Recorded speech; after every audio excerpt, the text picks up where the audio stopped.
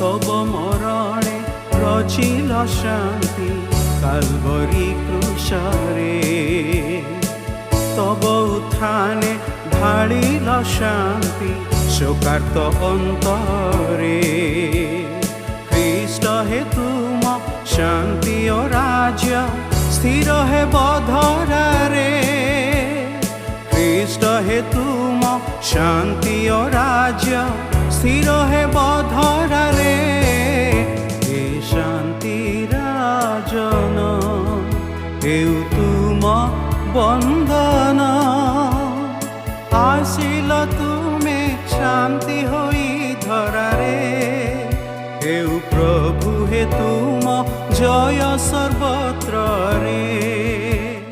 प्रिय श्रोता बंधु प्रभु जीशु ख्रीष्ट बहुमूल्य नाम रे आपनको शुभेच्छा।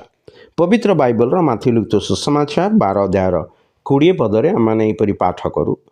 न्याय को जययुक्त न करिबा पर्यंत से छेचा नल भांगिबे नाही पुणी सधुम सलिता लिभाइबे नाही से सधुम सलिता लिभाइबे नाही। यार अर्थ कौन? एक प्रदीप रे तैल ढाली ताहार सलिता को जलाइले सेई प्रदीप अति सुंदर देखा जाए, मात्र जेतेबेले तैल सरी जाए से सलितारू धूआं बाहरे जहाँ ताहा लिभिबार चिन्ह अटे।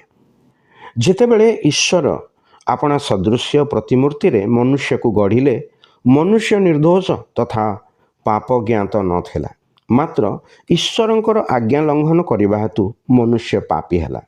तेणु ताहार पापर दंड रूपे ईश्वर नरक निरूपण कले।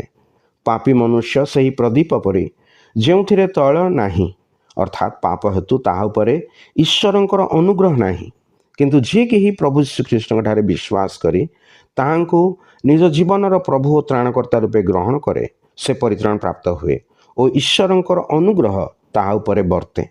से ईश्वरंकर आत्मांक व पवित्र आत्मांक बासस्थान हुए।